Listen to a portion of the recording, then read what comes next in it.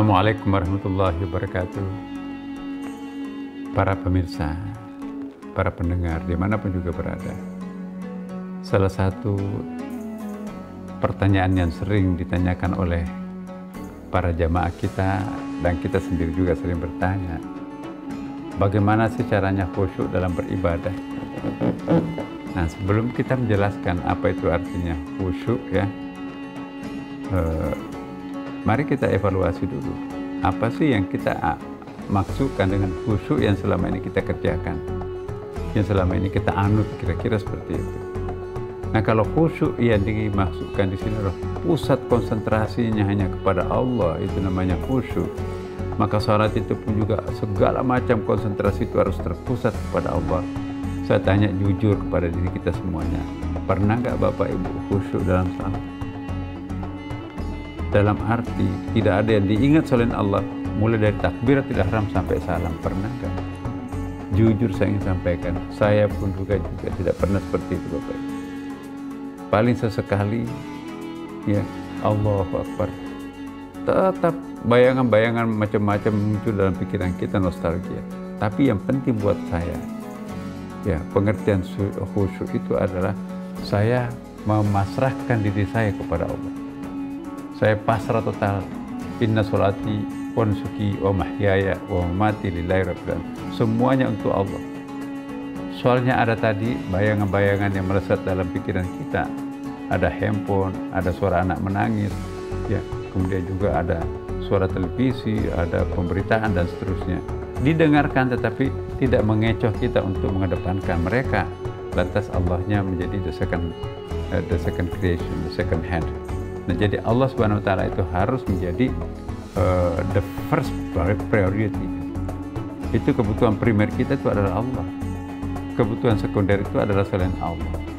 Jadi begitu kita ingat Allah, maka yang lainnya harus menyesuaikan diri.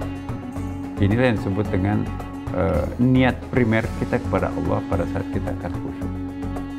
Bukan berarti semuanya akan hilang selain hanya Allah. Sulit itu. Tidak manusiawi salat itu kalau yang dimaksudkan niat itu fokus 100% hanya ingat Allah.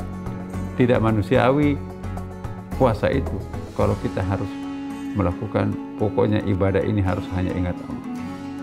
Bagaimana tidak, kita akan berkendaraan.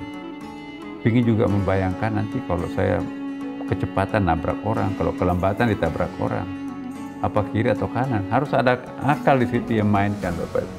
Nah, begitu kita berpikir seperti itu, susah untuk kita melakukan syarat yang khusyuk. Atau jangan berkendaraan. Ya. Kita sholat di atas rumah baru, belum ada perabotannya. Allahu Akbar. Waduh, yang jadi dalam benak kita itu perabotan apa ya? Mereknya apa ya? Besarnya seperti apa ya? Nanti lampunya, pencahayaannya seperti apa ya? Sampai lupa rukuknya itu. Apakah itu tidak bagus salatnya? Apakah itu batal salatnya? Enggak, tetap sah salatnya. Yang dimaksud khusyuk itu sebetulnya adalah memberikan perhatian khusus kepada Allah, ya, sebatas kemampuan optimal kita itu ya, ingat Allah. Tapi kalau masih ingat juga yang lain, orang tua kita yang sedang sakit, ya kan, anak kita yang belum pulang dari sekolah, kita mikir di sekolah, di dalam salat, itu wajar. Yang penting kita sadar bahwa ini kita sedang menyembah Allah. Perhatian primer kita itu hanya kepada Allah. Anak-anak itu menjadi kepentingan sekunder dalam salat. Nah, itu menurut saya. Jadi saya kira kalau khusyuk itu jangan diartikan itu harus meninggalkan pikiran lain selain hanya Allah. Itu sulit. Nabi pernah memimpin salat, salah satu sujudnya itu lama sekali.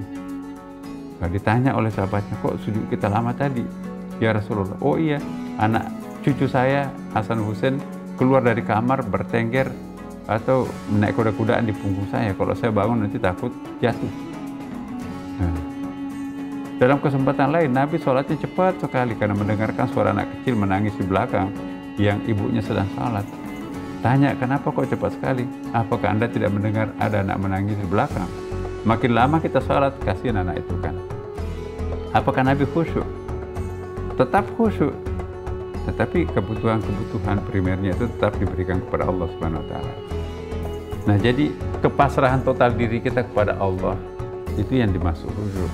Apakah nanti itu akan kita ingat sepenuhnya, itu tergantung hidayahnya Allah juga.